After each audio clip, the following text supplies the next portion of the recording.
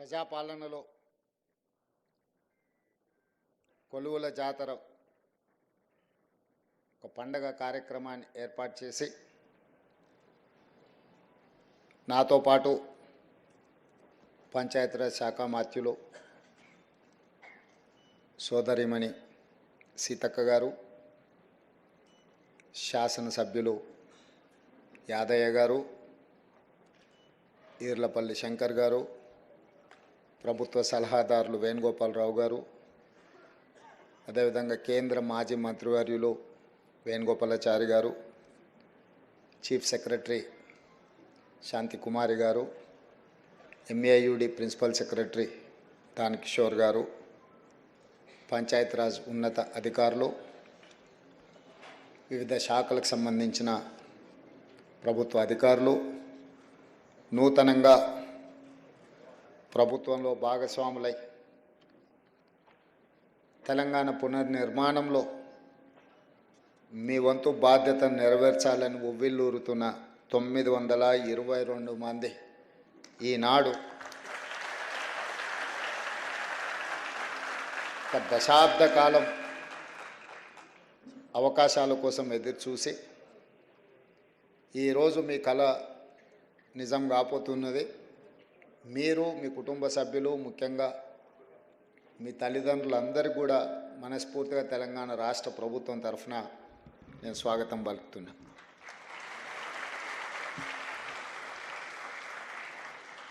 ఎవరికైనా మొట్టమొదటిసారి ఉద్యోగం రావడం,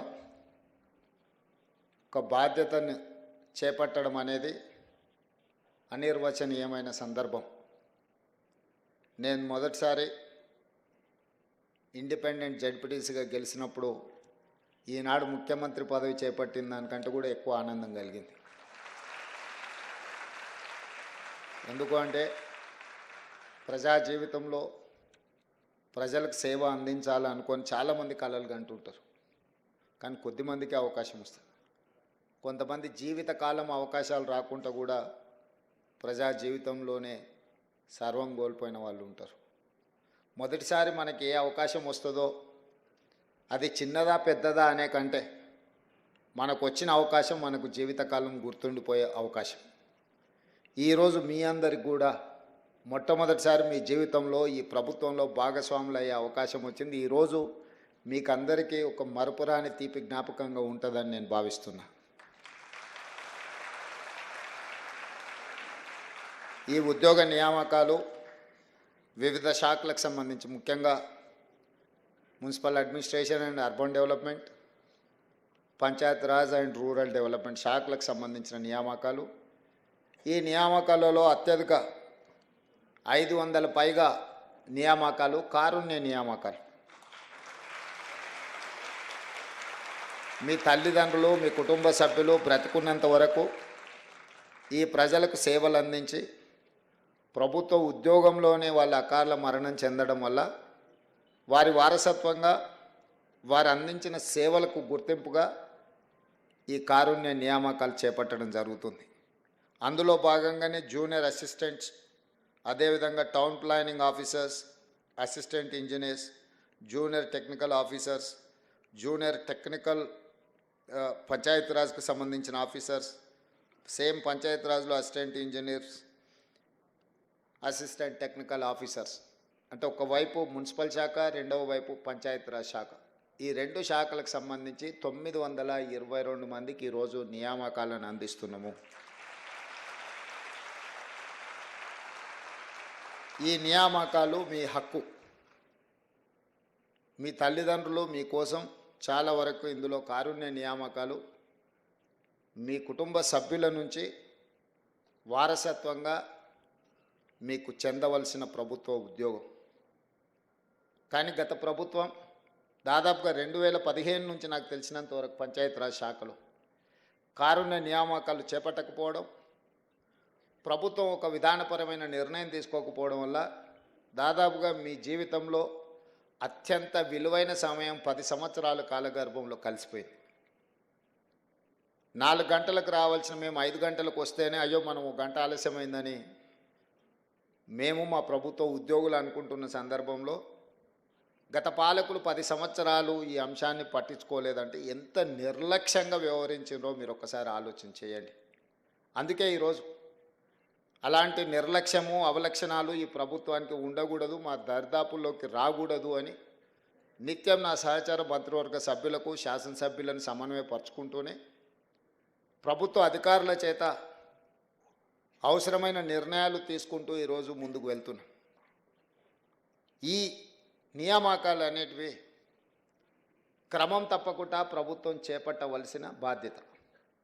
క్యాలెండర్ డేట్ ప్రకారం ప్రభుత్వ ఉద్యోగాలు ఇవ్వాలని, నిరుద్యోగులకు ముఖ్యంగా 20 నుంచి 25 లక్షల మంది నిరుద్యోగ యువకులు పట్టభద్రులు కోచింగ్ సెంటర్ల చుట్టూతో తిరుగుతున్నారు. అది దిల్సుఖ్ నగర్ కావచ్చు, అశోక్ నగర్ కావచ్చు, అమీర్పేట్ చౌరస్తా కావచ్చు, ఇతర ప్రాంతాలలో జూన్ 2, 2014 నాడు తెలంగాణ రాష్ట్రం ఏర్పడ్డ తర్వాత కొలువుల కోసమే కొట్లాడి తెచ్చుకున్న తెలంగాణలో ఆ ప్రభుత్వం ఖాళీలను అన్నిటినీ భర్తీ చేసి ఒక విశ్వాసాన్ని కల్పించడమే కాకుండా మీ ఆత్మస్థైర్యాన్ని పెంచడానికి పనిచేస్తుందని మీరందరూ ఆశించారు. మనందరం కూడా మీరందరూ లక్షలాది మంది తెలంగాణ విద్యార్థులు ఆ రోజు తెలంగాణ ఉద్యమంలో ముందు బాగానే నిలబడ్డారు. నాకు బాగా గుర్తుంది, 2011 గ్రూప్ 1 నోటిఫికేషన్ పరీక్షలు ఉద్యమం సందర్భంలో ఉమ్మడి రాష్ట్రంలో నిర్వహిస్తే వేలాది మంది విద్యార్థులు పరీక్షలు హాజరవ్వకుండా తమ హాల్ టికెట్లను చించేసి గ్రూప్ 1 ఉద్యోగాలు మేము హాజరవ్వము, మా తెలంగాణ రాష్ట్రం వచ్చిన తర్వాత మేమే పరీక్షలు పెట్టుకుంటాం, మా నియామకాలు మేము చేపట్టుకుంటాం, ఉమ్మడి రాష్ట్రంలో ఎలాంటి నియామకాలు మీరు చేపట్టకపోయినా సరే మేము ఆగుతాం, మా ఉద్యోగ నియామకాల కంటే కూడా మా తెలంగాణ రాష్ట్రం ముఖ్యమని ఉస్మానియా యూనివర్సిటీ, కాకతీయ యూనివర్సిటీల విద్యార్థులు వీధుల్లోకి వచ్చి రాజకీయ నాయకులు అలసిపోయినప్పుడు ఇక మీ వల్ల కాకుంటే పక్కకు జరగండి, తెలంగాణ రాష్ట్రాన్ని మేము సాధిస్తామని ఆనాడు విద్యార్థి ఉద్యమకారులందరూ కూడా ముందు భాగానే నిలబడి తెలంగాణ రాష్ట్రాన్ని సాధించారు. అందులో భాగంగానే శ్రీకాంతాచారి కావచ్చు, కానిస్టేబుల్ కిష్టయ్య కావచ్చు, యాదయ్య కావచ్చు, ఈశాన్ రెడ్డి, వేణుగోపాల్ రెడ్డి లాంటి వాళ్ళు ఎంతోమంది పిల్లలు తమ జీవితాలను సర్వం త్యాగం చేశారు. వాళ్ళు త్యాగం చేసినప్పుడు వాళ్ళకి తెలుసు వాళ్ళు చనిపోవడం ద్వారా వాళ్ళ కుటుంబాలకు తీరని నష్టము కష్టము వస్తుంది. కానీ లక్షలాది మంది తెలంగాణ విద్యార్థుల జీవితాలలో వెలుగులు వస్తాయి, తెలంగాణ ప్రాంతం బాగుపడుతుంది, స్వయం పరిపాలన వస్తుంది, ఈ స్వయం పరిపాలనైనా మా జీవితాలలో మార్పు తీసుకొస్తుంది అని చెప్పి వారు ఆనాడు నిర్దిష్టంగా ప్రాణత్యాగాలు చేసి తెలంగాణ రాష్ట్రాన్ని సాధించారు. కానీ వాళ్ళ లక్ష్యం నెరవేరలేదు. తెలంగాణ రాష్ట్రం అయితే వచ్చింది, కానీ వచ్చిన రాష్ట్రంలో ఏ ఆకాంక్షల కోసం ఆ పిల్లలు ప్రాణాలు ఇచ్చిండ్రో ఆ ఆకాంక్షలు నెరవేరలేదు. గత 10 సంవత్సరాల నుంచి 20 నుంచి 25 లక్షల మంది విద్యార్థులు ఊరిలో తల్లిదండ్రులకు 22-23 ఏళ్ళ వయసు ఉన్నప్పుడు పోటీ పరీక్షలు రాసి ప్రభుత్వ ఉద్యోగాన్ని సాధించుకొని మళ్ళీ ఇంటికి వస్తామని తల్లిదండ్రులకు చెప్పి బయలుదేరి ముఖ్యంగా ప్రభుత్వ ఉద్యోగాల కోసం ప్రయత్నం చేస్తున్న వాళ్ళు దళితులు, గిరిజనులు, ఆదివాసీలు, బలహీన వర్గాలు, పేదలు.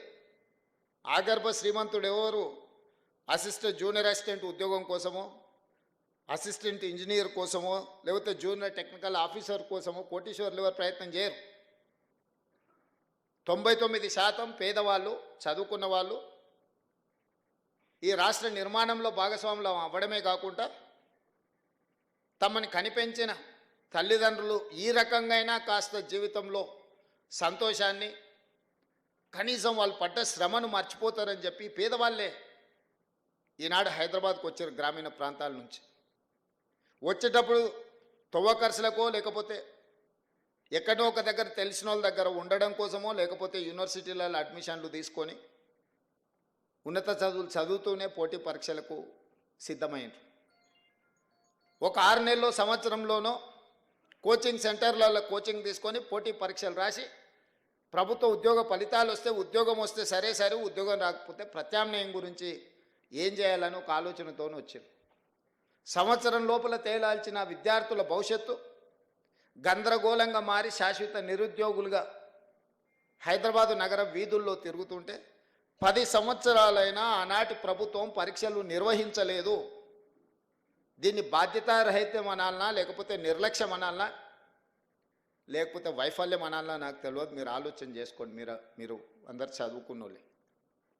ఈరోజు డిసెంబర్ 7, 2023 నాడు నేను బాధ్యత చేపట్టిన తర్వాత ప్రతి డిపార్ట్మెంట్లో గత 10 సంవత్సరాలుగా ఇచ్చిన నోటిఫికేషన్లన్నీ, నిర్వహించిన పరీక్షలన్నీ, ఫలితాలు విడుదల కాకుండా కోర్టు న్యాయస్థానాలలో చిక్కుముళ్ళన్నీ, ఒకవేళ పరీక్షలు నిర్వహించిన ప్రశ్నపత్రాలు జిరాక్స్ సెంటర్లలో అమ్ముడువైన పరీక్షలన్నీ, ఈ కోచింగ్ సెంటర్ల చుట్టూ ఇన్ని లక్షలాది మంది తిరుగుతుంటే ఇది మొట్టమొదటి ప్రధాన సమస్యగా మా ప్రభుత్వం భావించి 10 సంవత్సరాలు నోటిఫికేషన్లు లేకపోతే పరీక్షలు నిర్వహించకపోవడం, న్యాయస్థానాలలో చిక్కుముళ్ళుగా ఉన్న వాటిని అన్నిటిని ఒక్కొక్కటిగా పరిష్కరించుకుంటూ 57,924 ఉద్యోగ నియామక పత్రాలు ఎల్బీ స్టేడియంలోనో లేకపోతే రవీంద్ర భారతిలోనో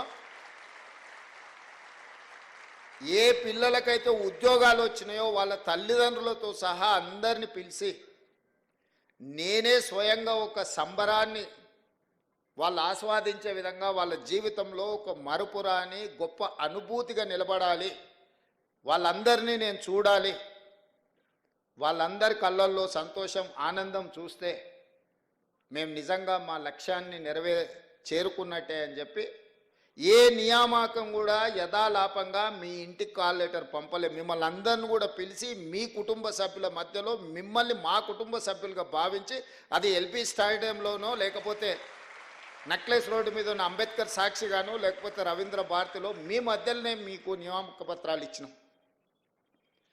ఇవాళ వాళ్ళు మాట్లాడుతున్నారు ఇవన్నీ మేము నోటిఫికేషన్లు ఇచ్చినాం, నీ నియామకాలు కానే కావాలి. నేను వారిని అడుగుతున్న 10 సంవత్సరాలు మీరు నోటిఫికేషన్లు ఇచ్చి సరైన విధంగా పరీక్షలు నిర్వహించకపోవడం వల్ల యుక్త వయసులో ఉన్న పిల్లల జీవితాలు ఎంత సర్వనాశనమైనవి. మీరు ఎందుకు బాధ్యత తీసుకోలేదు? 10 నెలల్లో మేము చేసిన పనులు 10 సంవత్సరాలలో మీరు ఎందుకు చేయలేకపోయినారని నేను అడుగుతున్నా. అన్ని నోటిఫికేషన్లు నేను ఇచ్చినా అని చెప్తలేను.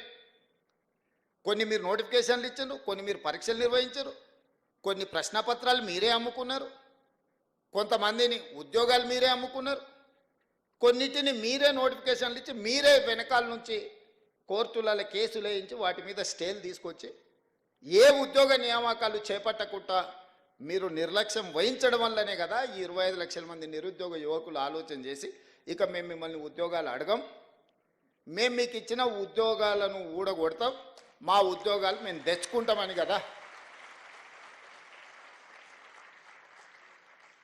ఆ విద్యార్థి నిరుద్యోగ ఉద్యమకారులు ప్రాణాలు అర్పించి తెలంగాణ తెచ్చి మీకు ఉద్యోగ అవకాశాలు కల్పిస్తే 10 సంవత్సరాలు మీరు మీ కుటుంబమే ప్రతిరోజు పంచభక్ష పరిమాణాలతో పండుగ చేసుకున్నారు. మీ ఉద్యోగాలు మీరు ఆస్వాదించిండ్రు తప్ప ఈ పిల్లలకు ఉద్యోగాలు ఇవ్వాలని ఆలోచన చేసిండ్రా? ఈరోజు నేను ఒక్క మాట అడగదలుచుకున్నా, ఈ నోటిఫికేషన్లన్నీ మావే రేవంత్ రెడ్డి చేసింది ఏముందయా అని నేను ఒక్క మాట అడగదలుచుకున్నా. మీ ఇంట్లో మీ పిల్లల్ని ప్రజలు తిరస్కరించి నిజామాబాద్ పార్లమెంట్ సభ్యుడిగా, అదేవిధంగా మీ బంధువును కరీంనగర్ పార్లమెంట్ సభ్యుడిగా ప్రజలు తిరస్కరించారు. 6 నెలలు తిరగకముందే వాళ్ళిద్దరికి కారుణ్య నియామకాలు చంద్రశేఖరరావు గారు ఇచ్చిండ్రా? లేదా ఒకరికి ఎమ్మెల్సీకి ఇచ్చారు, ఒకరికేమో ప్లానింగ్ కమిషన్ వైస్ చైర్మన్ ఇచ్చిండ్రు. మీ ఇంట్లో మీ బిడ్డనో మీ బంధువో ఉద్యోగం కోల్పోతే మీకు దుఃఖం వచ్చి బాధ అయ్యి 6 నెలలు కూడా వాళ్ళని ఖాళీగా ఉంచకుండా తక్షణమే కారుణ్య నియామకాల కింద ఒకరిని ఎమ్మెల్సీగా, ఒకరిని ప్లానింగ్ కమిషన్ వైస్ చైర్మన్గా నియమించి ఉద్యోగాలు మీ ఇంట్లోకి ఇచ్చుకోగలిగినారు. కానీ సంవత్సరాల కొద్దీ 20 ఏళ్ళు 30 ఏళ్ళు ఈ ప్రభుత్వంలోనే సేవలు అందించి ప్రభుత్వ ఉద్యోగంలోనే మరణించిన వాళ్ళ పిల్లలకు 10 సంవత్సరాలైన కారుణ్య నియామకాలు మీరు చేపట్టలేదంటే అసలు కారుణ్యం అనే పదానికి అర్థం తెలుసా అని నేను అడుగుతున్నా. మీ కుటుంబం పట్ల, మీ కుటుంబ సభ్యుల పట్ల చూపించిన కారుణ్యము ఈ పేదోళ్ళ పిల్లల పట్ల ఎందుకు చూపించలేదనేదే నా ప్రశ్న. మీరు చూపించని దగ్గర మేము చూపించినాం, మా విజ్ఞత ప్రదర్శించినాం. మేము మా ఉద్యోగాల కోసం తాపత్రయపడలే. మేము చేపట్టిన పదవి ఒక భావోద్వేగము. ఈ లబ్ధిదారులకు ఏదైనా న్యాయం చేయాలన్న ఆలోచనతోని మన ప్రభుత్వం ఈరోజు దాదాపుగా ఈరోజు మీ నియామకాలతోని 59,000 ప్రభుత్వ ఉద్యోగ నియామక పత్రాలు నేను అందించిన. స్వతంత్రం వచ్చినప్పటి నుంచి ఈ రోజు వరకు అది ఉమ్మడి రాష్ట్రంలో కావచ్చు, లేదా నరేంద్ర మోడీ గారు ముఖ్యమంత్రిగా ఉన్న గుజరాత్లో కావచ్చు, దేశంలోనే అతిపెద్ద రాష్ట్రమైన ఉత్తరప్రదేశ్ కావచ్చు, ఏ రాష్ట్రాన్నైనా ఏ రాజకీయ పార్టీనైనా నేను సూటిగా సవాలు విసురుతున్నా. 10 నెలల్లో 59,000 ప్రభుత్వ ఉద్యోగాలు అందించిన ముఖ్యమంత్రి కానీ రాష్ట్రం కానీ ఉంటే మీరు ఏదైనా చూపించండి, నేను చర్చించడానికి సిద్ధంగా ఉన్నా. మా రాష్ట్రము తెలంగాణ రాష్ట్రము ప్రజాపాలనలో 59,000 ప్రభుత్వ ఉద్యోగ నియామకాలు చేపట్టడం ద్వారా ఈ దేశానికే తెలంగాణ రాష్ట్రం ఒక మోడల్గా నిలబడ్డది. ఒక బాధ్యతను భావోద్వేగంతో మేము నిర్వహించినము. అన్ని పరీక్షలు పద్ధతి ప్రకారం నిర్వహించినాం. ఒకప్పుడు ఉద్యోగ నోటిఫికేషన్ల కోసం ధర్నాలు జరిగేవి, నిరసన తెలిపేది నోటిఫికేషన్లు ఇస్తారా అయ్యారని. నేను వచ్చిన తర్వాత మీద నోటిఫికేషన్లు ఇస్తే మీరు ధర్నాలు చేయమొదలెట్టారు. ఇన్ని నోటిఫికేషన్లు ఇస్తే ఎట్లా కొన్ని ఆపునరని అశోక్ నగర్ చౌరస్తలో ధర్నాలు జరిగినాయి. రేవంత్ రెడ్డి నువ్వు రా అడికి అన్నారు.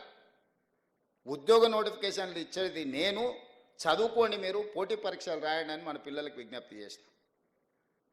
ఎక్కడ కూడా ఈ దేశంలో నోటిఫికేషన్లు ఇవ్వమని ఉద్యమాలు జరిగినాయి, నోటిఫికేషన్లు ఇవ్వమని ధర్నాలు జరిగినాయి. కానీ ఇంతగానం నోటిఫికేషన్లు ఇస్తే ఎట్లా కొన్ని ఆపుండ్రు అని ఎక్కడైనా ఈ దేశంలో ధర్నా జరిగిందా? మొదటిసారి తెలంగాణ రాష్ట్రంలో మీ ప్రభుత్వం వచ్చినాక నోటిఫికేషన్లు కొన్ని వాయిదా వేయండి అని ధర్నాలు జరిగినాయి. ఇది మా చిత్తశుద్ధికి నిదర్శనం. ఎందుకంటే ఏండ్ల తరబడి వాయిదాలు పడుతూ వస్తున్న నోటిఫికేషన్లు ఇవ్వడం ద్వారా ఆ పిల్లలకు ఉద్యోగం రావడమో రాకపోవడమో అర్థమైతే ఇంకొక పని కోసం వెళ్తారు. తల్లిదండ్రులకు కూడా వాడికి ఉద్యోగం వస్తే పెళ్లి చేద్దాం అనుకుంటారు. 22-23 ఏళ్ళకి హైదరాబాద్ వచ్చాడు, 33 ఏళ్ళు ఆయన ఉద్యోగం రాకపోతే ఎప్పుడు పెళ్లి చేయాలా? మా ఆడపిల్లలకు పెళ్ళి ఎట్లా ఉద్యోగం వస్తుంది కదా అని పెళ్లి చేస్తే వాళ్ళ పిల్లలే స్కూల్కి పోతురు. మా చెల్లెళ్ళకు వాళ్ళకు ఉద్యోగం అనేది తెలవకుండా పోయింది.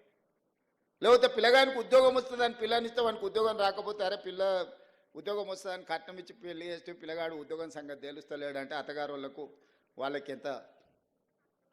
ఇవన్నీ ప్రాక్టికల్గా ఉన్న సమస్యలు. నేను చెప్పేటివి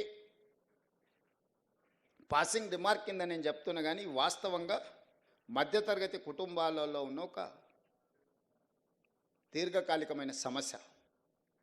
కోచింగ్ సెంటర్లకు ఫీజులు కట్టాలి, పిల్లలు హైదరాబాద్లో చదువుకోవడానికి డబ్బులు ఇవ్వాలి, వాళ్ళు ఇక్కడెక్కడ ఉద్యోగం పోయేటట్టు ఉండదు, ఊర్లలో తల్లిదండ్రులకు వీళ్ళకి పంపించగలిగినంత ఆర్థిక స్తోమత ఉండదు, వాళ్ళు ఉపాధి హామీ కూలీకి పోయో లేకపోతే ఊర్లలో కూలీ నాలి పనిచేసి ఆ పైసలు ఎన్ని సంవత్సరాలు పంపించాలి, వాళ్ళ కోసం ఎన్ని సంవత్సరాలు ఎదురు చూడాలా? అందుకే నేను నిర్ణయించుకున్నా, ఏ ఖాళీలైనా పెండింగ్ పెట్టకండి. అందుకే గ్రూప్ 1 ఎన్ని రకాల కేసులు వేసినా సుప్రీంకోర్టు వరకు కొట్లాడి అన్ని కేసులను, తప్పుడు కేసులను అన్నిటిని కూడా బంగాళాఖాతం లేపించి ఇవాళ గ్రూప్ 1 ఫలితాలు ఇచ్చిన. ఉమ్మడి రాష్ట్రంలోనే స్వతంత్రం వచ్చినప్పటి నుంచి 563 గ్రూప్ 1 పోస్టులు ఎన్నడి ఇవ్వలే. ఇవాళ మన ప్రభుత్వం 30 రోజుల్లో 563 మంది గ్రూప్ 1 పోస్టులను మనం నియమించుకోబోతున్నాం. గ్రూప్ 2, గ్రూప్ 3 కూడా మనం ఫలితాలు ఇచ్చినాం, సర్టిఫికెట్స్ వెరిఫికేషన్ ఇవన్నీ జరుగుతున్నాయి. విత్-ఇన్ డేస్లో 2,000 గ్రూప్ 1, గ్రూప్ 2, గ్రూప్ 3 కలిపితే దాదాపుగా 2,000 పైచీలకు ఉద్యోగాలు నియామక పత్రాలు తెలంగాణ రాష్ట్రంలో ఇంకో 30-40 రోజుల్లో మనము నియమించుకోబోతున్నాం. ఉద్యోగాలు 2-2.5 వేలు ఉండొచ్చు, కానీ 10 లక్షల పైగా విద్యార్థులు కోచింగ్ సెంటర్ల చుట్టూతో తిరుగుతూ వాళ్ళు ఊరు నుంచి తల్లిదండ్రుల దగ్గరికి వెళ్ళి ఉద్యోగం వచ్చిందానో రాలేదానో చెప్పుకోలేని పరిస్థితుల్లో కొట్టుమిట్టాడుతుంటే ఈరోజు ఒక శాశ్వత పరిష్కారం చూపించే ప్రయత్నం చేస్తున్నాం. అన్నీ అడ్డుకోవాలనే ప్రయత్నమే. మేం చెయ్యలేదు కాబట్టి రేవంత్ రెడ్డిని చెయ్యనీయకూడదు, మేము రోడ్లు వేయలేదు ఈయన రోడ్లు వేయకూడదు, మేము ఉద్యోగాలు ఇవ్వలేదు ఈయనను ఉద్యోగాలు ఇవ్వనీయకూడదు, మేము సాగునీటి ప్రాజెక్టులు పూర్తి చేయలేదు కాబట్టి ఈయనను చేయనీయకూడదు, మేము పరిశ్రమలు తేలేదు ఈయన తెస్తే ఏదో ఒకటి కాళ్ళల్లో కట్టడం పెట్టాలి. ప్రతిదీ ఆనాడు ఒక వ్యక్తి, ఒక కుటుంబం, ఒక రాజకీయ పార్టీ సెంట్రిక్గా రాష్ట్రంలో నిర్ణయాలు జరిగితే ఈరోజు ప్రజల కోణంలో, నిరుద్యోగ యువకుల కోణంలో, విద్యార్థుల కోణంలో ఈరోజు మన ప్రభుత్వం, ఈరోజు విద్యార్థులకు మీరు అందరూ గ్రామాల నుంచి వచ్చిన వాళ్ళే, దాదాపుగా డైట్ ఛార్జెస్ 10 సంవత్సరాలు పెంచలేదు. నేను 40% డైట్ ఛార్జెస్ సింగిల్ స్ట్రోక్లో నేను ఇచ్చిన. కాస్మెటిక్ ఛార్జెస్ హాస్టల్లో ఆడపిల్లలు ఉంటారు, పేదోళ్ళ పిల్లలు ఇంటి దగ్గర తల్లిదండ్రులను అడగలేరు. చిన్న చిన్న సబ్బు కాడ నుంచి మొదలు పెడితే చిన్న చిన్న కాస్మెటిక్స్ని అడగలేరు. 200% 20 ఇయర్స్ నుంచి పెండింగ్ ఉంటే నేను 200% కాస్మెటిక్ ఛార్జెస్ పెంచి ఎవ్రీ మంత్ గ్రీన్ ఛానల్ వాళ్ళకి పేమెంట్లు ఇచ్చిన. ఈరోజు దాన్ని స్ట్రీమ్ లైన్ చేసిన. ఇంటిగ్రేటెడ్ రెసిడెన్షియల్ స్కూల్స్ మేము ఎస్సీ ఎస్టీ బీసీలకు రెసిడెన్షియల్ స్కూల్స్ ఓపెన్ చేసినామని 7 ఉన్నాయి. అవి 2000 మంది విద్యార్థులు ఉంటే 10 బాత్రూములు కూడా లేవు. ఒక్కొక్క బాత్రూమ్ దగ్గర 500, 200 మంది పిల్లలు క్యూ కట్టే పరిస్థితి. అక్కడి నుంచి ఈరోజు ప్రతి నియోజకవర్గానికి ఒక young India integrated residential schools 20 నుంచి 25 ఎకరాలలో 200 కోట్ల రూపాయలతోటి మన సింగిల్ జీవో 58 నియోజకవర్గాలలో అనుమతించిన 11,000 కోట్ల రూపాయలు మంజూరు చేసిన. గ్రీన్ ఛానల్లో కలెక్టర్ల ఖాతాలు ఆల్రెడీ నగదు కలెక్టర్ ఖాతాలు నిధులు పెట్టేసిన. రేపు పొద్దుగాలే బిల్లులు వచ్చినాయి రాలేదని కాంట్రాక్టర్లు పని ఆపితే పిల్లలకు నెక్స్ట్ అకాడమిక్ ఇయర్ లోపల ఒక మంచి ఇన్ఫ్రాస్ట్రక్చర్ ఇవాళ కార్పొరేట్ లెవెల్లో వాళ్ళకు విద్యను అందించడానికి. అదేవిధంగా స్కిల్స్కి సంబంధించి యంగ్ ఇండియా స్కిల్స్ యూనివర్సిటీ ప్రతి సంవత్సరం 1,10,000 మంది ఇంజనీరింగ్ విద్యార్థులు పాస్ అవుతున్నారు తెలంగాణ రాష్ట్రంలో. 1,10,000 మంది ఇంజనీర్లు బయటకు వస్తే 10,000 మంది కూడా ఉద్యోగాలు వస్తలేవు. 1,00,000 మంది ఖాళీగానే ఉంటున్నారు. తల్లిదండ్రులు వచ్చి కలుపుతారు, సార్ మా పిల్లగాడు ఇంజనీరింగ్ చదువుకున్నాడు ఏదైనా ఉద్యోగం చూడు సార్ అని. మన ఢిల్లీలో బిల్ గేట్స్ వస్తే ఒక ఆయన వచ్చింది, సార్ బిల్ గేట్స్ వచ్చింది కానీ నువ్వు చెప్తే ఉద్యోగం ఇవ్వడమ్మా పిల్లగానికి ఇవ్వండి అని. ఎట్లా వస్తుంది అంటే, సార్ మరి ఇంజనీరింగ్ చదువుకున్నా నాకేం తెలుసు సార్. అందుకే తీసుకుంటున్న సర్టిఫికెట్కి మనకున్న నైపుణ్యానికి పొంతన లేదు. డిమాండ్ అండ్ సప్లైలో చాలా గ్యాప్ ఉంది. ఈ గ్యాప్ను ఫిలప్ చేయడానికే యంగ్ ఇండియా స్కిల్స్ యూనివర్సిటీని ఒక అద్భుతమైన మోడల్ని దేశానికే ఆదర్శంగా ఉండే విధంగా ఈరోజు యంగ్ ఇండియా స్కిల్స్ యూనివర్సిటీని తీసుకొచ్చినాం. మన పిల్లలకు సాంకేతిక నైపుణ్యాన్ని పెంపొందించడం ద్వారా ఉద్యోగమే కాదు స్వయం ఉపాధి కూడా వాళ్ళకి కల్పించుకోవడానికి అవకాశం ఉంటుంది. వాళ్ళకు అవకాశాలు కల్పించాలి. యంగ్ ఇండియా స్పోర్ట్స్ యూనివర్సిటీని తీసుకొచ్చినాం. ఇవన్నీ మీరు చేసిన ఉంటే యంగ్ ఇండియా స్కిల్స్ యూనివర్సిటీ కానీ, యంగ్ ఇండియా స్పోర్ట్స్ యూనివర్సిటీని కానీ, లేకపోతే young India integrated residential schools for SC ST BC and minority పిల్లలకు మీరు నిర్మించి ఉంటే ఇవన్నీ కూడా నాకు అవకాశమే రాకపోవు కదా. ఈ 59,000 ఉద్యోగ నియామక పత్రాలు మీరు అధికారంలో ఉన్న 10 సంవత్సరాలలో ఈ పిల్లలకు ఉద్యోగాలు ఇచ్చి ఉంటే ఈరోజు ఈ నియామక పత్రాలు నేను ఇవ్వాల్సిన పరిస్థితే రాకపోతుండే కదా. మీ కుటుంబంలో నియమించుకున్న కారుణ్య నియామకాలు అదే కారుణ్యము ఈ పిల్లల మీద చూపించుంటే 500 కుటుంబాలకి ఇవాళ రవీంద్ర భారతిలో నేను కారుణ్య నియామకాలు ఇవ్వాల్సిన అవకాశమే ఉండకపోతుండే కదా. 10 ఏళ్ళు మీరు ఏవేవైతే చెయ్యలేదో, 10 ఏళ్ళు ఏ అంశంలో మీ బాధ్యత మర్చిపోయినరో, 10 ఏళ్ళు ఏ బాధ్యత పట్ల మీరు నిర్లక్ష్యంగా వ్యవహరించినరో వాటన్నిటినీ సవరించుకుంటూ పరిష్కరించుకుంటూ ఒక్కొక్క అడుగు నేను ముందుకేస్తున్నా. ఇంతకుముందు బిల్డ్ నౌ ఇప్పుడు టౌన్ ప్లానింగ్ వాళ్ళు మీరు ఉన్నారు. ఏ పర్మిషన్ కూడా ఏ రికార్డు లేదు. సామాన్యులకు మాత్రం 100 చిక్కు ప్రశ్నలు. ఉన్నోడు వస్తే మాత్రం మాన్యువల్గా అప్లికేషన్. భూమి ప్రభుత్వం ఉందా తెలియదు, భూమి ప్రైవేట్దా తెలియదు, భూమి చెరువులు ఉందా తెలియదు, భూమి నాలాలు ఉందా తెలియదు, భూమి యజమాని ఇంకోరా తెలియదు. కాగితాలు ఆయన గారికి ఇస్తారు, ఆయన చూస్తాడు, ఈయన అనుమతిస్తాడు, వాడు కడతాడు. కట్టినాక ఎవడో నా భూమి అని వస్తే కొనుక్కున్నాడు, చూసేటోడు, ఇచ్చినోడు అందరు ఇరుక్కుంటారు. కమిషన్లు తీసుకున్నాడు, హ్యాపీగా ఉన్నాడు.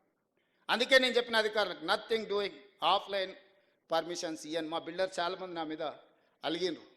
అరే మాకు ముందు చాలా లగ్జరీ ఉండే, మాకు చాలా కంఫర్ట్ ఉండే, ఒక ఆయనకు తీసుకొని పోయి కాగితాలు మిగతా అప్పచెప్తే నిమిషాలలో మాకు అనుమతి వచ్చేది, నువ్వు వచ్చినాక అన్ని చిక్కుముళ్ళు వేస్తున్నావు అని.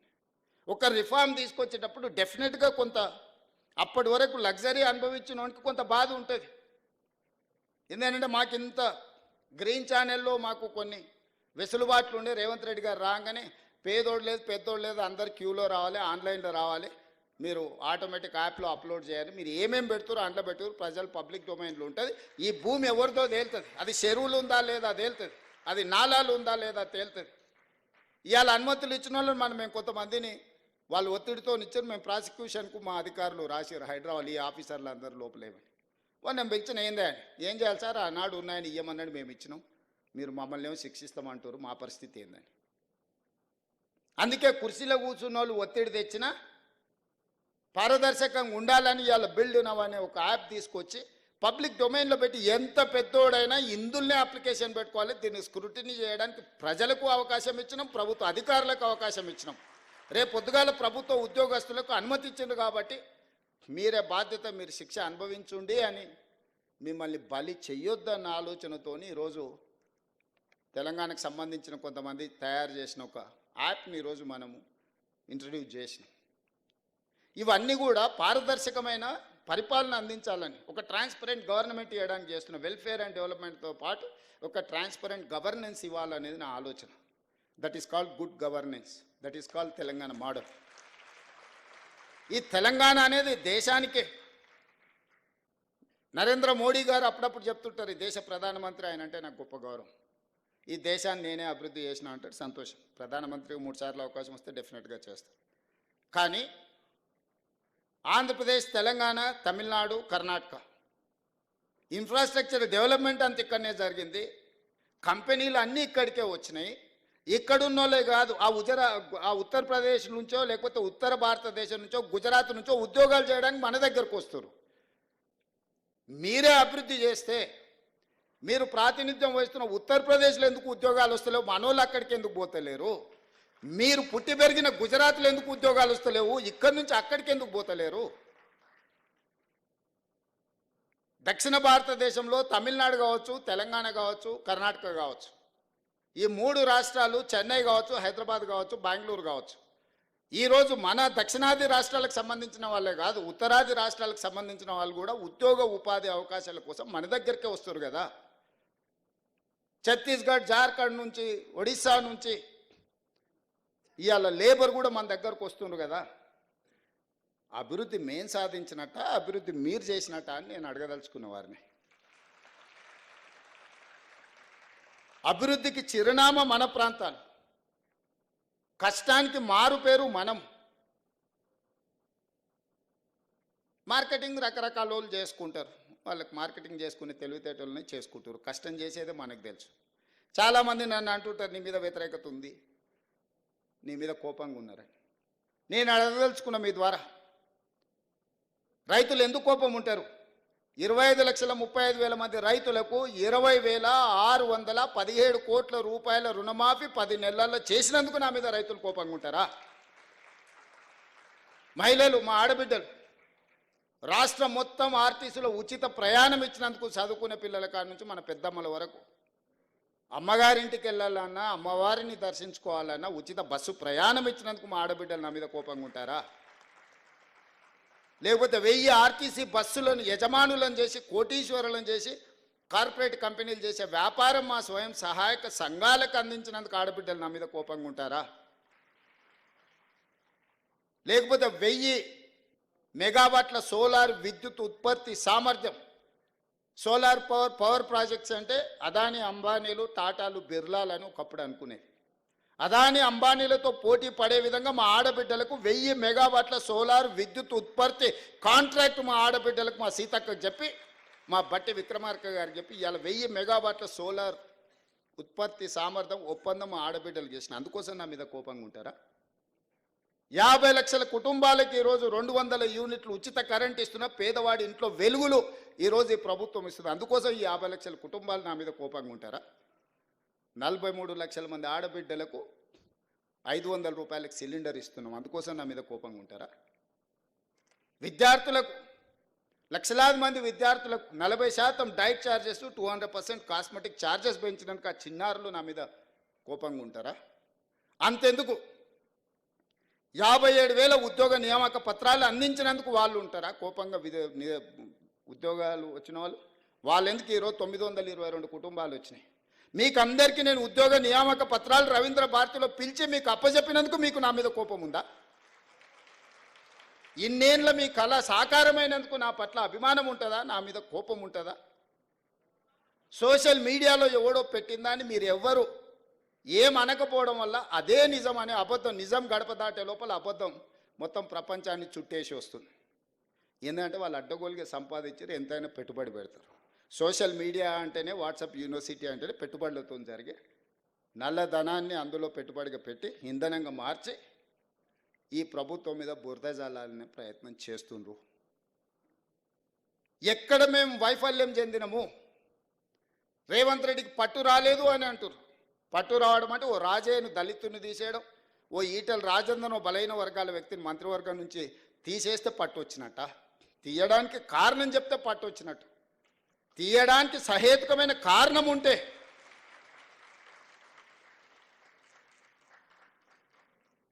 నీ సొంత మోడైనా తప్పు చేస్తే లోపల పెడితే నీకు పట్టు వచ్చినట్టు, కానీ పంచక తింటే పట్టు వచ్చినట్ట? పరిపాలన భవనమైన సచివాలయానికి రానోనికి 10 ఏళ్ళు రానోనికి పట్టు వచ్చిందంట పరిపాలన మీద. రోజుకు 18 గంటలు పనిచేస్తున్నా మీకే అందుబాటులో ఉన్నా నాకు మాత్రం పట్టు రాలేదు అంటుంది. ఎట్లా దీన్ని జస్టిఫై చేయాలో మీరు చెప్పండి అని అడుగుతున్నా నేను. ఏ రోజైనా సచివాలయానికి మమ్మల్ని, నేను సీతక్క కూడా సచివాలయానికి పోతే పోలీసులు పట్టుకొచ్చి మా ఇంటికాడ వదిలేసి వచ్చారు. ఇవాళ సచివాలయంలో ఎవరో బిల్లులు రాలేదని ధర్నా చేసింది. నేను లోపలికి రానియకపోతే వాళ్ళు వచ్చి ధర్నా చేయగలుగుతారా మిత్రులారా? మీరు చెప్పండి. సామాన్యుడు కూడా సచివాలయానికి వచ్చి తన బాధను చెప్పుకోవడానికి, అవసరమైతే నిరసన తెలపడానికి ఈ ప్రభుత్వం అవకాశం ఇచ్చినందుకు కదా మీరు వచ్చి నిరసన తెలిపింది. ఏ ధర్నా చౌక్లో పుట్టి పెరిగిన మీ పార్టీ ఆ ధర్నా చౌక్ను మూసేస్తే నేను వచ్చిన వెంబడే ధర్నా చౌక్ తెరిచి ప్రజలు ఏం నిరసన తెలిపినరో నేను తెలుసుకోవాలనుకుంటున్నా. ఆ ధర్నా చౌక్లో నిరసన వాళ్ళ యొక్క సమస్య, ఆ సమస్యను పరిష్కరించడం మా బాధ్యత. ధర్నా చౌక్ ఓపెన్ చేసినందుకు నా మీద కోపం ఉందా? నాకు పట్టు రాలేదా అని నేను అడుగుతున్నా. నేను ధర్నాలు చేయనిచ్చినందుకే కదా మీరు పట్టు రాలేదంటున్నారు. అదే పోలీస్ సిబ్బంది ఒక 11 మంది మాత్రమే మారినాం. ఒక కుటుంబం ఒక 11 మంది మంత్రులు మారిన, మిగతాళ్ళంతా సేమ్ అదే వ్యవస్థ కదా. కేసీఆర్, కేటీఆర్, హరీష్ రావు, దయాకర్ రావు ఇట్లాంటి మంత్రులు మారినరు. రేవంత్ రెడ్డి, సీతక్క, లేకపోతే బట్టి విక్రమార్క గారు, శ్రీధర్ బాబు గారు, మా 11 మందిమే కదా మారింది తెలంగాణ రాష్ట్రంలో.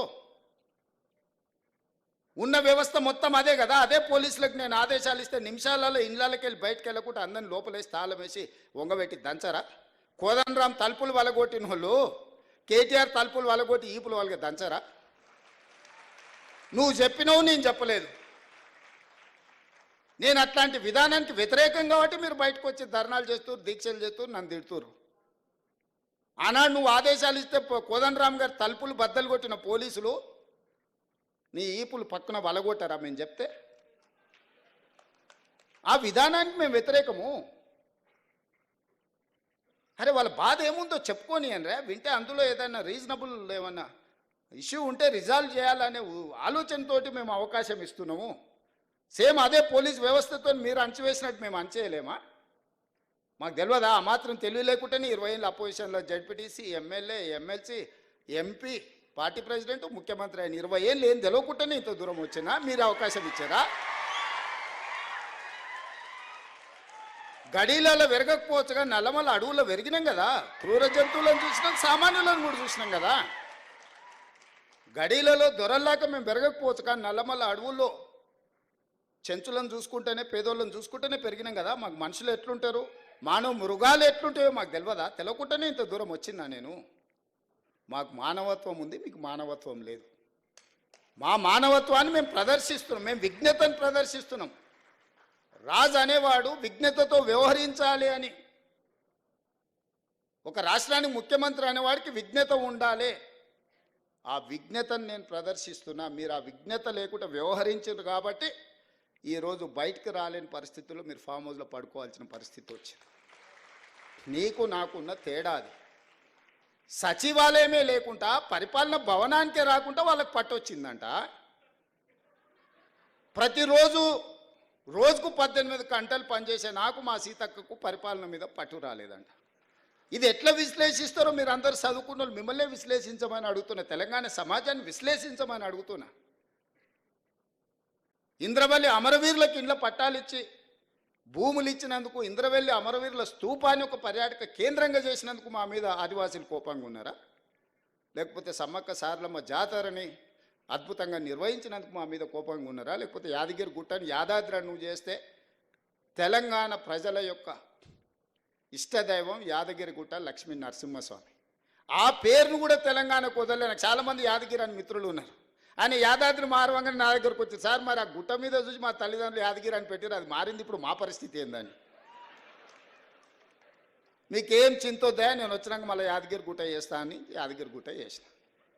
వాళ్ళకి టీటీడీ ఉంటే మనకు వైటీడీ ఉంది. మనం కూడా పెద్ద సంస్థను ఏర్పాటు చేసుకున్నాం. ప్రతిసారి దర్శనాలకు వాళ్ళని అడుక్కొని మా ఎమ్మెల్యేల లెటర్లు అని మనం అడుక్కున్నాం ఎందుకు? భద్రాచలంలో రాములవారు లేరా? లక్ష్మీ నరసింహస్వామి లేడా? లేకపోతే రామప్పలో శివుడి అంశ లేదా మనకు? మనం మన వాటిని అభివృద్ధి చేసుకోలేదు కాబట్టి, ప్రభుత్వం వాటి మీద దృష్టి పెట్టలేదు కాబట్టి ఈరోజు మనం ఇతరుల వైపు చూస్తున్నాం. అద్భుతమైన శిలా సంపద ఉన్నది, అద్భుతమైన దేవాలయాలు ఉన్నది, అద్భుతమైన సంస్కృతి ఉన్నది తెలంగాణ ప్రాంతానికి. అందుకే ఈరోజు మనం ఎండోమెంట్స్ పాలసీ తీసుకొచ్చి టూరిజం ప్రమోషన్లో భాగంగా ఈరోజు వీటన్నిటిని అభివృద్ధి చేయాలని మనం ఒక పాలసీ తీసుకొచ్చినాం ఆల్రెడీ.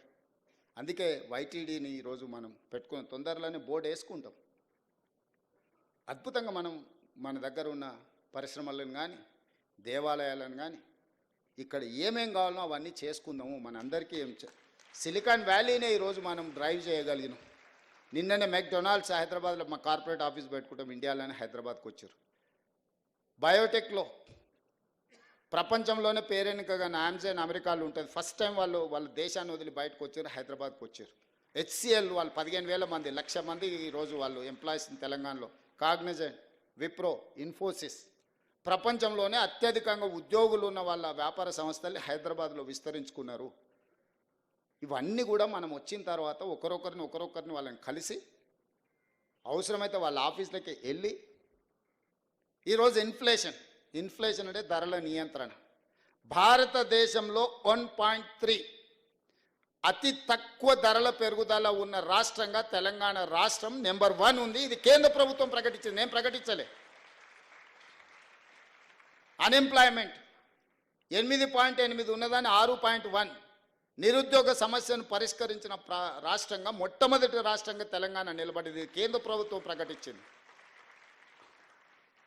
రాష్ట్ర ప్రభుత్వాలు సొంతంగా పన్నుల వసూళ్లలో భారతదేశంలో నెంబర్ 1, 88% టార్గెట్లో 88% రీచ్ అయి దేశంలోనే మొదటి రాష్ట్రంగా తెలంగాణ రాష్ట్రం ఉంటే 86%తో మహారాష్ట్ర ఉంది. నరేంద్ర మోడీ గారు ప్రాతినిధ్యం వహించే గుజరాత్ 6th ప్లేస్లో ఉన్నది. తెలంగాణ రాష్ట్రంలో పన్నులలో పారదర్శకత తీసుకొచ్చి 88% సక్సెస్ రేషియో మన స్టేట్ చూపించింది. ఇది మన పరిపాలన మీద పట్టు. ధరల నియంత్రణలో, నిరుద్యోగ సమస్యను పరిష్కరించడంలో, రాష్ట్రం సేకరించాల్సిన పన్నులలో దేశానికే రోల్ మోడల్గా నిలబడి పెద్ద పెద్ద కార్పొరేట్ కంపెనీలను గుజరాత్కు పోకుండా తెలంగాణకు తీసుకొచ్చి తెలంగాణ పరిపాలన మీద పట్టు సాధించిన మేము దేశానికే ఆదర్శంగా నిలబడి తెలంగాణ మోడల్ అని ఈరోజు చెప్పుకుంటున్నాం. ఆయన అంటాడు, మిస్ యూనివర్స్ హైదరాబాద్లో ఎట్లా కండక్ట్ చేస్తారని. ఏంద్రా నాయన నీ బాధ, నీ దుఃఖమేంది? ఏంది అసలు ఆయన ఆవేదన ఏందో, బాధ ఏందో, దుఃఖం ఏందో నాకు అర్థం కాలే. ఒక అద్భుతమైన అవకాశం పర్యాటక రంగానికి ఇది. 140 దేశాలకు సంబంధించిన ప్రతినిధులు అందరూ మన హైదరాబాద్ రాష్ట్రానికి 25-26 రోజులు ఉండబోతున్నారు. May 7th నుంచి May 31st వరకు ప్రపంచ దేశాలన్నీ మన నగరంలో, మన ప్రాంతంలో, not only in Hyderabad, Warangal 1000 స్తంభాల గుడి కావచ్చు, రామప్ప గుడి కావచ్చు, పర్యాటక ప్రాంతాలు ఏవేవైతున్నాయో తెలంగాణ రాష్ట్రంలో అన్ని వాళ్ళు పర్యటించబోతున్నారు. తెలంగాణలో ఉన్న ప్రసిద్ధి చెందిన పర్యాటక క్షేత్రాలన్నిటి దగ్గర ఈ ప్రపంచ అందగత్తెలు ముందర అక్కడికి వచ్చి అక్కడ మిస్ వరల్డ్ కాంపిటీషన్స్ మన రాష్ట్ర ప్రభుత్వం నిర్వహించబోతుంది. ఎంత గొప్ప అవకాశము! 72సారి ఇప్పుడు నిర్వహించేది. 72 సార్లలో ఒక్కసారి అమితాబ్ బచ్చన్ ముంబైలో నిర్వహించాడు. 70 సార్లు ఇతర దేశాలలోనే జరిగింది. 72వసారి మన తెలంగాణ రాష్ట్రం ప్రపంచానికి ఆతిథ్యం ఇవ్వబోతుంది. 3000 ఛానల్స్ ప్రపంచం నుంచి మన దగ్గర నెల రోజులు ఉండబోతున్నారు. 3000 ఛానల్స్ అండ్ పేపర్స్ హైదరాబాద్ ఆతిథ్యం ఇవ్వబోతుంది. గ్లోబ్లో హైదరాబాద్ ఒక ల్యాండ్ మార్క్ కాబోతుంది. అసలు ఇంత మంచి సందర్భం వస్తే నువ్వు అభినందించకపోతే అభినందించకపో, నీ బాధ దుఃఖం రోజు మాట్లాడుతుండు. దానికి ఎట్లా ఖర్చు పెడితే దీనికి ఎట్లా ఖర్చు. మేము దుబారా చెయ్యము. మేము 5-10 కోట్లు 20 కోట్లు ఒకవేళ దీంట్లో ఖర్చు పెడితే ప్రపంచ దేశాల నుంచి వేలాది లక్షలాది మంది ఇక్కడికి వస్తే ఇక్కడ ఉండే hotel industry, food industry, other ఇండస్ట్రీస్లో 100 కోట్ల రూపాయల ఆదాయం తెలంగాణ రాష్ట్రానికి రాబోతుంది. మీరే ఒక గుడికి యాదగిరి గుట్టకు పోతారు. బస్సు ఉచితం ఇచ్చినా మీరు ఉండి లేచింది అనుకోండి, ఆడ ఏదైనా షాపులలో కొనుక్కున్నది అనుకోండి, మీ ట్రాన్స్పోర్ట్ కంటే కూడా 3 అంతలు ఎక్కువ పైసలు ఖర్చు పెడతలేరా? మన జాతరకు పోతాం, మన పిల్లలు అదిగోని ఇదిగోని అని అంటే మనల్ని ఎవరన్నా ఫ్రీగా తీసుకపోయినా మనం ఆడ ఖర్చు పెట్టొస్తలేమా? Hotel industry, food industry, transportation, ఇన్ని వేల మంది వస్తే ఎన్ని ట్యాక్సీలు, నిరుద్యోగ యువకులకు ట్యాక్సీలు నడుపుకో, ఊబర్, ఓలా లాంటి వాటికి ఎంతమందికి పని కలుగుతుంది? ఎన్ని హోటల్స్ నెల రోజులు 100% బుకింగ్ ఉంటాయి. ఇంత ఆదాయం రాష్ట్రానికి రాబోతుంది. ప్రపంచ దేశాలని హైదరాబాదు నగరం వైపు చూడబోతున్నాయి.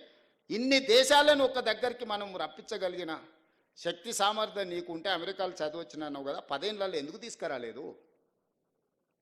ఫార్ములా ఈ రేస్ అంట. ఫార్ములా ఈ రేస్ ముసుగులో ప్రభుత్వం పైసలు నువ్వు కొల్లగొట్టినావు స్వామి. అందుకోసమనే నువ్వు కేసు ఎదుర్కొంటున్నావు. నీకు నాకు పోలిక లేదు. ప్రజల కోణంలో ప్రజా సమస్యలను పరిష్కరించాలన్న ఆలోచనతో నేనున్నా. ఉద్యమం ముసుగులో మొత్తం ఉన్నదంతా ఊడ్చుకపోదామన్న ఆలోచనలో మీరున్నారు. నీకు నాకున్న తేడా ఇది. ఏ రోజన్నా మిమ్మల్ని ఆ కుటుంబ సభ్యులకి ఇట్లా కలిసి చెప్పడానికి మాట్లాడినారా? మీరు మీరు మీరు ప్రత్యక్ష సాక్షులే కదా, నేనేం కొత్తగా చెప్పాల్సిన పని లేదు కదా. నేను ఎందుకు ఇవన్నీ మీ దగ్గర పంచుకుంటున్నా అంటే, ఇవన్నీ చర్చలు జరగాలి. 10 సంవత్సరాల వాళ్ళ పరిపాలన, మొదటి 6 నెలలు మనకు పార్లమెంట్ ఎన్నికల వరకు మనం పరిపాలన చేసింది. ఇలా తర్వాత 10 నెలలు మనం పరిపాలన చేసింది. 10 నెలల్లో నేను తీసుకున్న నిర్ణయాలను విశ్లేషించండి. విశ్లేషించి మార్కులు ఇవ్వండి. పట్టు వచ్చిందా, పట్టు రాలేదా? పట్టింపు లేకుండా వ్యవహరించిన మీ విధానానికి, పట్టుదలతో నా రాష్ట్రాన్ని పునర్నిర్మించాలన్న మా విధానానికి పట్టు ఉందా లేదా చూడండి. 8 లక్షల కోట్ల రూపాయలు నువ్వు అప్పులు చేస్తే సంవత్సరానికి మన ఈ 15 నెలల 1,53,000 కోట్ల రూపాయలు ఆయన చేసిన అప్పులకు తప్పులకు అసలు మిత్తి కట్టిన నేను. అంటే నెలకు 10,000 కోట్ల రూపాయలు అసలు మిత్తి. 15 నెలల 1,53,000 కోట్లు ఆయన గారు చేసిపోయిన అప్పులకు తప్పులకు నేను లెక్క కట్టిన, పాయమాలు కట్టిన. ఊర్లలో అంటారు కదా, బందరితో లేరురా పాయమాలు కట్టి చూర్రా అని. సరిగ్గా 15 నెలల 1,53,000 కోట్ల రూపాయలు బ్యాంకులకు నేను, 88,000 కోట్ల అసలు, 64,000 కోట్ల మిత్తి, దాదాపు 1,53,000 కోట్ల రూపాయలు నేను కట్టిన ఈ 15 నెలలు. ఈ 1,53,000 కోట్లు ప్రజలు కట్టిన పన్నులు నా దగ్గరనే ఉంటే 75 లక్షల మంది రైతులకు 2 లక్షల రూపాయల రుణమాఫీ ఒక గంటలో చేసి ఉండేటోని. 30 లక్షల పేదోళ్ళ కుటుంబాలకు 5 లక్షల ప్రకారం 30 లక్షల ఇందిరమ్మ ఇల్లు ఒక్క సంవత్సరంలో కట్టి ఈ రాష్ట్రంలో ఏ పేదోడికి కూడా ఇల్లు లేదు అనుకుంటే అందరికీ ఇల్లు ఇచ్చి ఉండేటోని. నేను అప్లికేషన్లు తీసుకుంటే నాకు ఇల్లు కావాలని అడిగిన వాళ్ళు 25 లక్షల మంది. ఈ 25 లక్షల మందికి నువ్వు చేసిన అప్పులకు నేను కట్టిన పాయమాలు నా దగ్గర జేబులో ఆ నగదే ఉంటే ఈ రాష్ట్రంలో ఏ పేదోడు కూడా ఇల్లు లేదు అని అనుకుంటే ఇచ్చుండేటోని.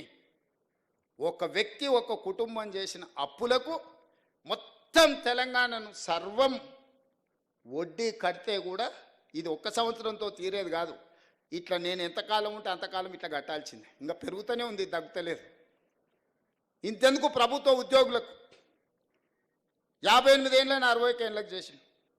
ఇప్పుడు ఆ 60 ఏళ్ళు కూడా అయిపోయి రిటైర్ అయిపోతారు. పాతోళ్ళకు కొత్తోళ్ళకి కలిసి రిటైర్మెంట్ బెనిఫిట్స్ 8,000 కోట్ల రూపాయలు బకాయిలు పెట్టిపోయింది. నేను నెలకు 200 నుంచి 300 కోట్లు నాకున్న వెసులుబాట్లు వాళ్ళకి ఇస్తే ఏ మూలకి సరిపోతాయి? ఎవరికి ఇవ్వాలి? నేను 35 ఏళ్ళు ప్రభుత్వ ఉద్యోగం చేసిన ఉద్యోగస్తులకు రిటైర్మెంట్ బెనిఫిట్స్ ఇవ్వడానికి రూపాయి కూడా లేకపోవడం వల్ల నానా తంటాలు పడి తల తాకట్టు పెట్టి నెలకు 200, 300 పెళ్ళున్నోళ్ళకు, హాస్పిటల్లో చావు బతుకుల మధ్యలో ఉన్నోళ్ళకు, అత్యవసరం ఉన్నోళ్ళకు సర్దుకుంటూ వస్తున్నాం.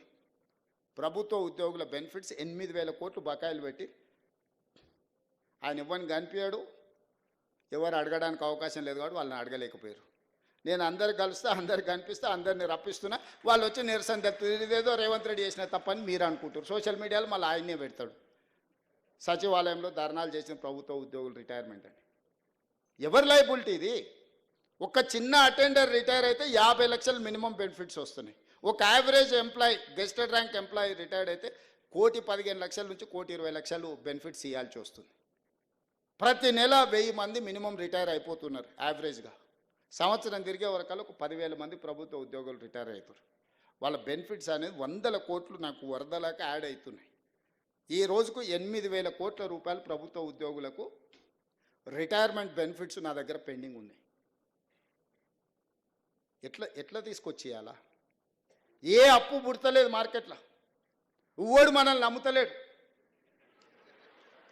ఊర్లలో ఒకప్పుడు భూస్వాములు ఉన్నోళ్ళు పిల్లలు చేతికి రాక దొరికిన కాడల్లో అప్పులు చేసి వ్యసనాలకు అలవాటై తాగుడుకు బానిసలై పత్తాలకు పెట్టి కొన్ని పెద్ద కుటుంబాలు గ్రామాలలో దెబ్బతింటే చూడు, అప్పు ఉట్టకొస్తుంది. పేరు గొప్పగా ఉంటుంది, అప్పు ఉట్టకొస్తుంది వాళ్ళకు. ఇవాళ తెలంగాణ రాష్ట్రం కూడా పేరు గొప్పగా ఉంది, అప్పు ఉట్టకొచ్చింది. నేను ఇది చెప్తే అరే ఇట్లా నిజాలు బయట చెప్తావా, ఇట్లా పరువు తీస్తావా నువ్వు రాష్ట్రాన్ని? ఎన్ని రోజులు దాచిపెట్టుకోవాలి? మీరు చెప్పరు. మన క్యాన్సర్ ఉంటే నేను 6 ప్యాక్ ఉంది, కండలు తిరిగినా అని చెప్తే ఎంతకాలం ఉంటుంది? కనిపించదా చూస్తే?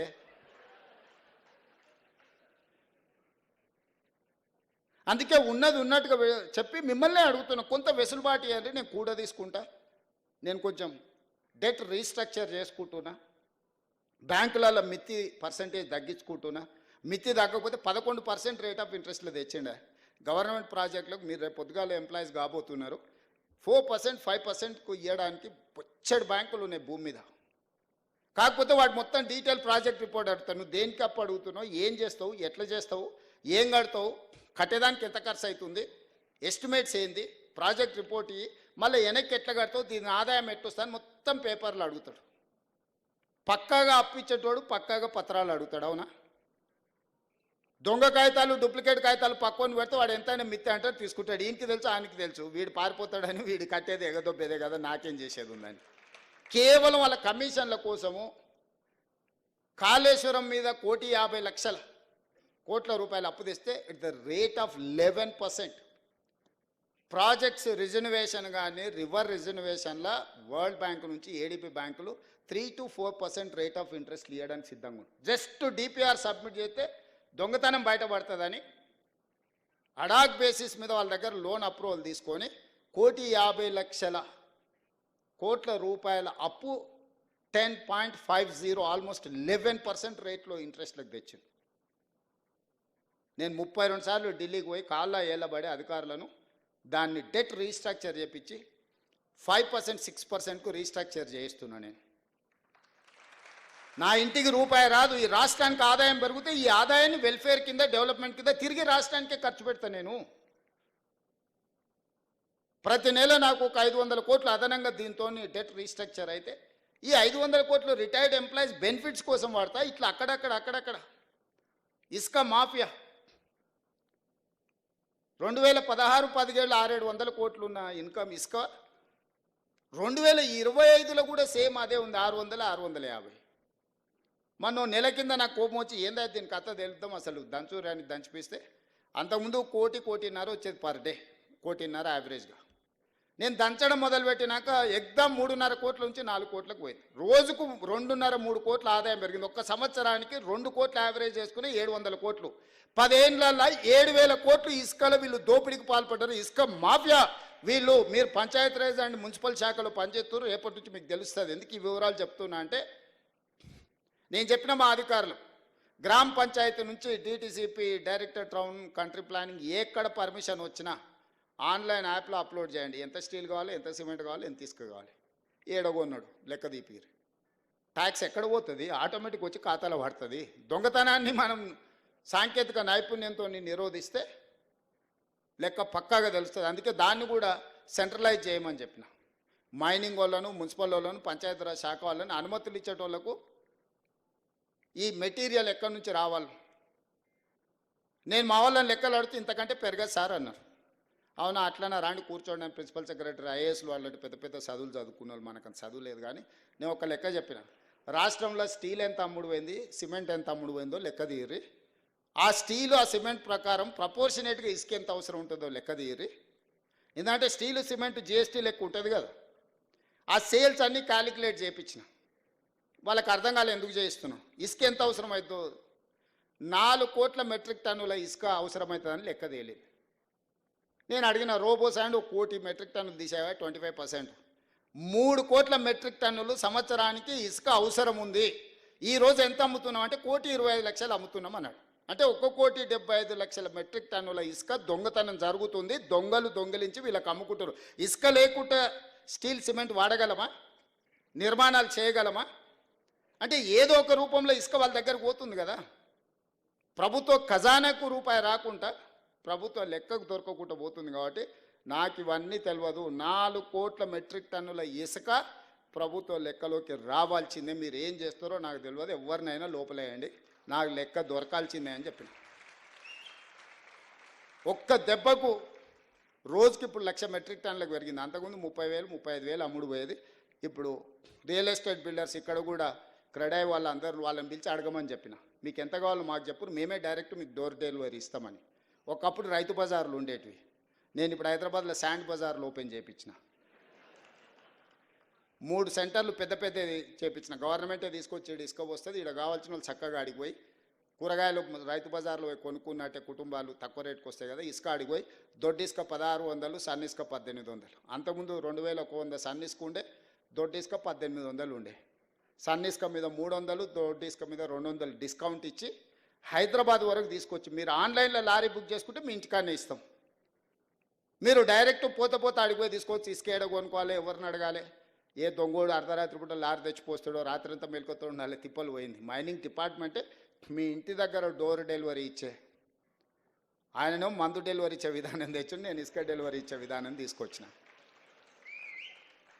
దీనివల్ల వినియోగదారులకు వెసులుబాటు దొరుకుతుంది, ప్రభుత్వానికి ఆదాయం పెరుగుతుంది. నేను బిల్డర్స్ అందరికీ కూడా ఈ వేదిక మీద నుంచి విజ్ఞప్తి చేస్తున్నాను. మీకు ఏం కావాలనో ఇండెంట్ ఇవ్వండి. మీరు భయపడాల్సిన అవసరం లేదు. ఎవడు కోసమో మీకు వస్తుందా రాదా అని టెన్షన్ ఎందుకు? మంచి బిజినెస్ చేసుకోండి, ట్రాన్స్పరెంట్ బిజినెస్ చేసుకోండి. చట్ట పరిధిలో చట్టపరంగా అనుమతులు తీసుకోండి, నిర్మాణాలు చేయండి, దానికి సంబంధించిన సామాగ్రి కొనుక్కోండి. కొనుక్కున్న ప్రతి రూపాయికి పన్నులు కట్టండి. మంచి పౌరులుగా తెలంగాణ రాష్ట్రం ఆదర్శంగా నిలబడదాం. ఇవన్నీ అద్భుతంగా చేసుకుందాం. రేపు జరగబోయే నిర్మాణ రంగంలో మీరు మంచి భాగస్వాములు కావాలి. ప్రభుత్వ ఉద్యోగుల గురించి, ప్రజాప్రతినిధుల గురించి 35 సంవత్సరాలు 30 ఏళ్ళు యావరేజ్గా మనం వేసుకుంటే 3 రకాలుగా ఉంటామంట. చేరిన మొదటి 10 సంవత్సరాలలో గరం ఉంటామంట. రెండో 10 సంవత్సరాలలో నరం అయిపోతామంట. మూడో 10 సంవత్సరాలలో బేషరం అవుతామంట. ఎవ్వరం మనం అట్లా కావద్దు. ఇది ఒక నానుడి మాత్రమే. ఈ నానుడి మన దరి చేరొద్దు. చేరిన గరం మనం రిటైర్ అయ్యే వరకు అట్లనే ఉండాలి. గరం నరం బేషరం అనే విధానం ఉండొద్దు. దాన్ని దర్దాపులకు రానియొద్దు బేషరం అనే విధానాన్ని. అందుకే 20 ఏళ్ళు అయినా పాలిటిక్స్లో నా టెంపర్మెంట్ నేను మార్చుకోలే. ముఖ్యమంత్రి అయింది కదా ట్రాన్స్ఫార్మ్ కావాలంటారు. ముఖ్యమంత్రి అయింది కదా ట్రాన్స్ఫార్మ్ కావాలి. అప్పుడప్పుడు ఇట్లా ఎట్లా మాట్లాడతాడు, కొంత హుందాగా వ్యవహరించాలి కదా అని. నేను హుందాగా వ్యవహరిస్తే అర్థం చేసుకునే వాళ్ళు ఉండాలి కదా. జానారెడ్డి గారు హుందాగానే పెద్ద మనిషిలాగా వ్యవహరించిండు. కానీ కేసీఆర్ ధృతరాష్ట్ర కౌగిల్లో జానారెడ్డి గారి గౌరవాన్ని మొత్తం మంట కలిపిండు కదా కేసీఆర్.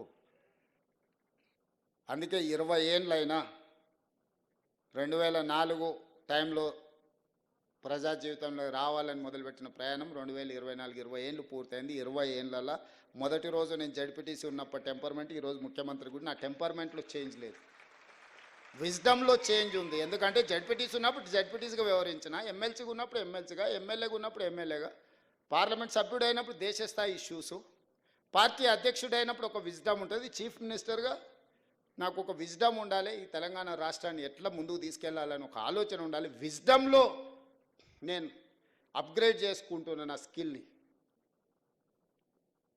అంతే తప్ప టెంపర్మెంట్ని మనం లూజ్ అవుతే మనం చేయాల్సిన న్యాయం చేయలేము. ఈరోజు ప్రభుత్వంలో రేపటి నుంచి మీరు ప్రభుత్వ ఉద్యోగులు అవుతారు, సబార్డినేట్స్ అవుతారు. అప్పుడు అంత ఫ్రీగా నేను మీతో ఇట్లా మాట్లాడలేను.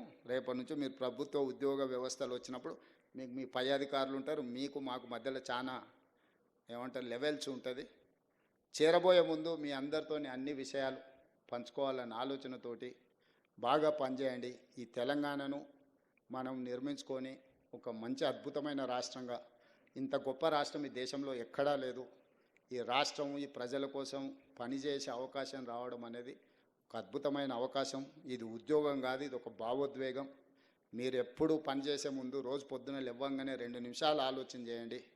నేనేమైనా తప్పులు చేసినా నేను ఒక నిమిషం, ఇంకొక నిమిషం ఈరోజు తప్పులు చేయకుంటే ఎట్లుండాలి. 2 నిమిషాలు ఉదయం నిద్ర లేవగానే ఆలోచన చేసుకుంటే 90% తప్పులు చేయం మనం. ఎక్కడైనా అనుకోకుంటే ఏదైనా జరిగినా కూడా దాన్ని సరిదిద్దుకోవడానికి అవకాశం ఉంటుందని తెలియజేస్తూ మనస్ఫూర్తిగా నూతన నియామకాలలో చేరబోతున్న మీ అందరికీ శుభాకాంక్షలు తెలియజేస్తున్నాను.